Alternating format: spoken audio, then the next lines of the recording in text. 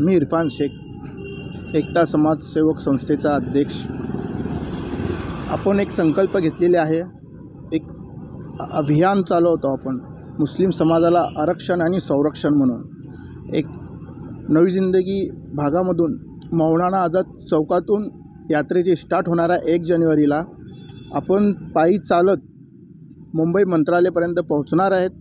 हे यात्रेचा उद्देश एकच आहे, समाजाला जागृत करण्याची यात्रा आहे, हे अभियान आहे।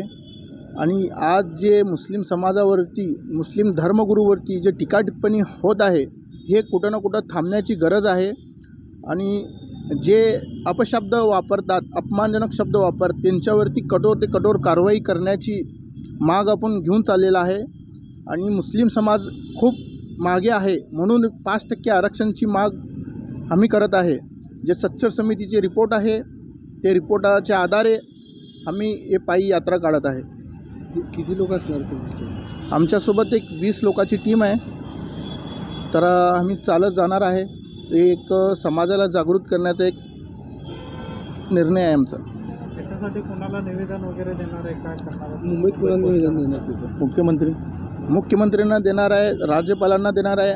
राज्यपालाच्या मार्फत आम्ही राष्ट्रपतींना पण आम्ही कळवणार आहे की समाजावरती जे अन्याय अत्याचार होत आहे, हे कुठं ना कुठं थांबवण्याची गरज आहे। म्हणून आम्ही देशाचे उच्च पद माननीय राष्ट्रपतींना कळवणार आहे।